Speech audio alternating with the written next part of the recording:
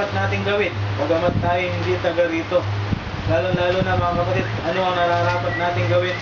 Lalo-lalo na malapit na ang tinakdang araw upang pumili ang bawat tao na mailuklok sa katungkulan. Unang Timoteo 2:1 hanggang 3, ganito po ang sabi ng banal na kasulatan na nararapat natin gawin tayong mga anak ng Diyos na pinag-uutos sa atin ng ating Panginoon. 2:1 hanggang 3. Unang-una nga sa lahat ng mga bagay ay inaaral ko na maging manaing, manalangin, mamagitan at magpasalamat na patungkol sa lahat ng mga tao, ang mga hari at mga lahat ng nasa mataas na kalagayan upang tayo mga buhay ng tahimik at payapa sa buong kabanalan at kaayusan. Ito'y mabuti at nakalulugod sa paningin ng Diyos na ating tagapagligtas. Ano pong nararapat natin gawin? Maging mapagpanalangin ang bawat isa sa atin. Hindi lamang sa mga kapatid, kundi maging sa mga nanunungkulan dito sa sanlibutan ay ating isama sa panalangin natin. Huwag naman natin ipanalangin na sana siya hindi manalo. Panalangin natin Diyos sa mabubuting kahilingan ayon sa ating pinag-aaralan. Ano ba po ang sabi dito sa may Roma 12:17 hanggang 19?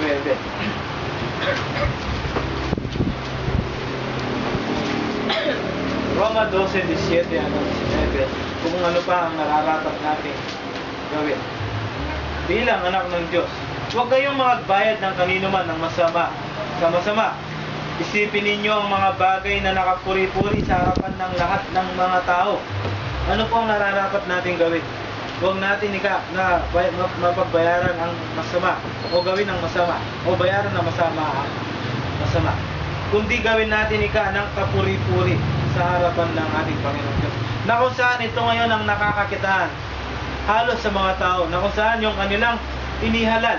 Pag nakita nila yung kanyang ipinangako sa kanila hindi ginawa, ano po ngayon ang gagawin nila? Maghihikayat ngayon ng mga kasamaan. Hindi po ba? Kaguluhan ng kanilang hikayatin ang tao na sila'y mag-rally. Sa atin bilang anak ng Diyos, makapamuhay ng banal, anong nararapat sa atin? Hindi tayo dapat kakakitaan.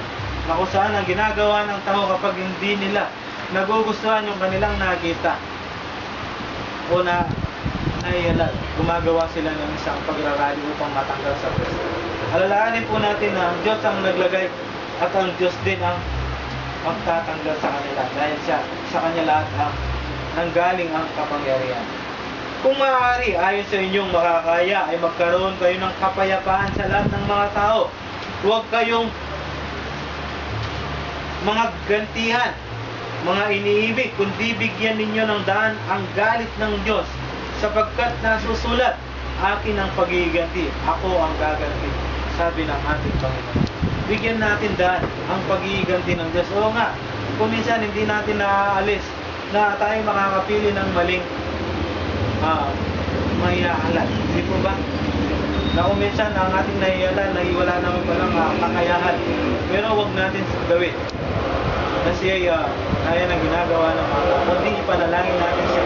O hayaan natin, hintayin natin ang Diyos ang magtanggal sa kanya. At alam naman natin kung bakit siya nailubuti niya. Ang Diyos ay may layunin sa lahat ng bagay, sa lahat ng nangyayari sa sanglibutan. Tanging ang Diyos ang may layunin. Tanging ang Diyos nakakaalam kung bakit napangyayari ang mga bagay na yan. Hanggang dyan lang po ang naipag-ilubo sa inyo mga kapatid. Nawa maging makabuluhan ang ating napag-aralan at makapagpatibay sa ating pananampalataya. Inaanyayahan po kayo at